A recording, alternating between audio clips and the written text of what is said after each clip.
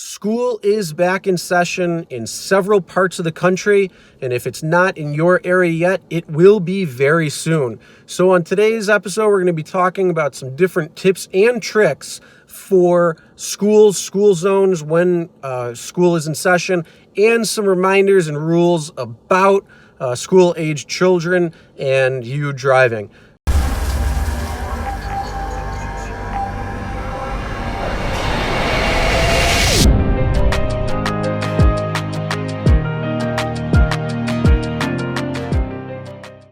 Hey everyone, Chris here from Real Rideshare Stories. On this channel we do a lot of different things within the rideshare industry, so if you're new here, make sure you hit that subscribe button and ring the bell for notifications. But before we get started, if you have a crazy UberLyft experience, whether you're a passenger or driver, record it, send it my way, and maybe we can feature you on the channel. Alright, so let's talk about school zones first. If you're in a school zone you're driving through, make sure to take note of what the speed limit is and when it's effective. So anytime you go in front of a school or a main street or side street or whatever it is, they're going to have a school zone that's going to drop the mile per hour limit down to a more appropriate. So it might be, it could be 15 miles an hour. It could be 20 or 25 miles an hour. But either way, it's going to be lower than what the actual speed limit is when school's not in session or not during the school times. So one of the big things too is each area is going to be different on the school time zones. In my state, it's from 7 a.m. to 6 p.m. unless otherwise specified. So some schools, depending on where they're located, they'll actually have specified hours, which is usually a 2-hour window between when school starts and then when school ends. So you want to make sure that you pay attention to those school zones, the mile per hour, the limit that you can go, and the times they're effective. So pay attention to that and make sure you do not get a speeding ticket while inside a school zone, because it usually carries a larger infraction than just a normal speeding ticket, which you shouldn't be speeding anyways, but pay attention to those. Another thing to remember when in school zones, especially in front of a school, is crossing guards may stop traffic. So if you are one of those people that get caught in a crossing guard stopping you due to letting children or people walk by, just let them go. They got the right of way. Let them go. Don't be aggressive. Pay attention. All right, another thing to remember when school is in session and you're in a school zone is during the beginning of the day and at the end of the day for the school day, children are going to be running around in and outside the school, so you need to pay extra attention on the road in case there is a student that, say, drops a book or a ball or a bag and they have to get it. If it goes into the street, they might go into the street not paying attention to grab and retrieve that item. So you really need to double duty your attention to the road and its awareness to what's going on around, just in case that may happen. So pay attention to the road, especially in front of school zones. Again, also when school is beginning and ending, you're going to have a lot of buses that are going to be pulling out or pulling in depending on the time of the day. So make sure you allow the bus to get through. When you go through a school zone during this time, you have to realize that there's going to be extra time going through a school zone because of the lower speed limit, because there could be a crossing guard, and because school buses are going in and out of school. So just let them go. It's kids getting home or to school. So there's a lot of different things there. But yeah, just remember, buses will be turning, buses will be pulling out, and they could make sudden stops. So just pay attention to that, especially in front of schools. So continuing with school buses, there are a lot of rules and laws regarding school buses and how traffic patterns happen around them. So let's go over a few so you are the best and remember, because school's been out for a few months now. So it's always good to take this as a reminder. So school buses do have special privileges. First of all, when they stop, you'll see yellow lights and then red lights and the stop signs come out. And that means you need to stop, whether you're behind the bus or in front of the bus on the other side of the road.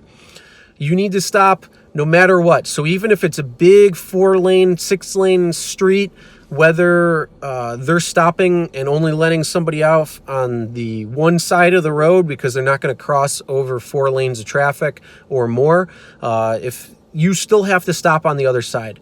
Behind them, obviously you have to stop. But again, if you're on a multi-lane highway or a multi-lane main road and a school bus stops, you all have to stop it around that bus. So let them do their thing, let the kids off safely, let the kids on safely, and then continue with your time. Now, when you're behind a school bus, they're going to stop often and they're going to stop frequently, and they might just suddenly stop where you don't necessarily know. So pay attention when you're behind a school bus. Also, do not try to speed around a school bus, especially if it's just a 2-lane highway where it's one way going one way and one way the opposite way. You don't want to try to speed around because school buses are big. They have a lot of blind spots that cause you to have blind spots. So 1, they're not going to necessarily see you, and 2, you're not going to be able to necessarily see around the bus. So do not speed around a bus. More than likely, school buses will pull over to the side of the road and allow you to pass if they're going to continue down that road for a little bit.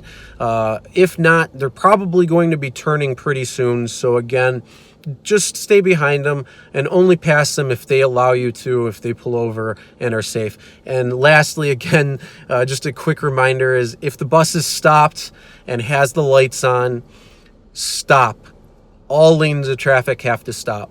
So now that we covered school zones and school buses and the laws and the rules, the regulations, just on normal driving, let's transition to what Uber and Lyft have when it comes to the rules and the terms of service and even the law regarding transporting minors and the rules behind it. So both Uber and Lyft have rules in place that say no children under 18 are allowed to use the service without any adult or anybody who's over 18.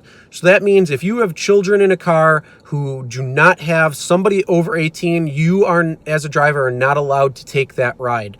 There are many drivers out there that still do this, and they need to stop immediately because it's against terms of service. It's against the law. If you're transporting children, you're not allowed to. So stop doing it. Again, the terms of service both for Uber and Lyft state it very plainly, clearly. No children under 18 allowed in the car without somebody who's over 18. So if you pull up to an elementary school, a middle school, or a high school, and those children are not, at least if there's not somebody who's over 18 that is going to be in that ride for the full entirety, don't take them at all. Even going to and from daycares, because they're not going to be an adult there unless there is actually an adult there that's going to be on the ride entirely. So make sure you follow that rule. One of the big things is insurance companies. If you get into an accident during transportation of unaccompanied minors, the insurance companies will not pay, both yours and Uber and Lyft's. And the reason is because insurance companies will find any possible loophole that they can to not pay out a claim. So your personal insurance will say, hey, that's Uber and Lyft. You were taking a ride for hire. You don't have the proper insurance to be able to do that, so we're not paying for it. Go to the company. And they might drop you from that insurance if you don't have the proper insurance. But if you go to Uber and Lyft's policy and try to claim it through that, they're going to say, we're not paying because you were breaking the rules. You were transporting children who did not have somebody over the age of 18. So they won't pay. Also, you could get deactivated for it because it flat out says don't transport children who are under 18. But again, as long as there is one person who is over or who is 18 and over for the entire duration of the ride, not a problem. And I did say that a couple of times with the entire duration part, and that is because sometimes you might pick up students or children with somebody who's over 18 on a multi-stop trip where that person who's over 18 will get out of the ride at one of the stops, and you'll be continuing a ride with children who are now unaccompanied. So if that does happen, guess what? The ride's over and you have to complete it, and you got to make sure that those children get out of the car. Do not take a ride without at least an adult in the car who is 18 and over. Again, if you could pull up to high school and you aren't sure, ask for their ID. If there is one person who's at least 18, take the ride. That's no problem. But if there's nobody over the age of 18, do not take the ride. Not worth the risk. And just cancel, collect the money, go on to the next. All right, guys, so those are some tips and reminders about the laws, the regulations, the rules, the terms of service when it comes to schools, school zones, school-aged children, transporting unaccompanied minors, all that good stuff. So again, make sure you follow the rules of the road. Make sure you follow the rules of terms of service that you signed up with Uber and Lyft for.